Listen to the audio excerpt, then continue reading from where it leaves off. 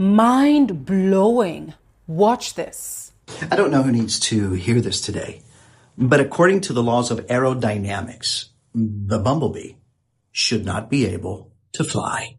You see, its body is too large and its wingspan, well, it's too short.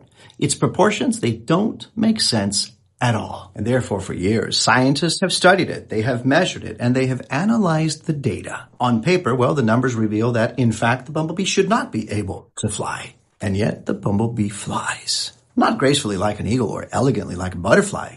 It flutters and it strains and it vibrates its wings nearly 200 times per second. It doesn't glide through the air, it actually fights the air. And somehow it manages to rise. I guess the question is why? Well, because the bumblebee doesn't live by the expectation and calculations of the observers. It lives by the design of its creator.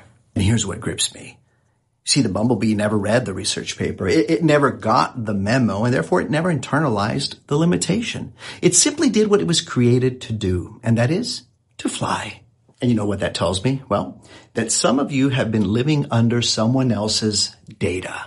Things like, well, they don't have the background, they don't have the education, they don't have the support, they don't have the resources, they've been through too much trauma, they're too young, they're too old, they're too late. On paper, maybe it doesn't make sense. But heaven never asked for your resume. You see, when God calls you, he does not consult your proportions. He does not measure your wingspan. He simply speaks purpose. And when God says rise, all the laws of limitations have to adjust. You see, the bumblebee flies not because the math makes sense, but because the design is divine.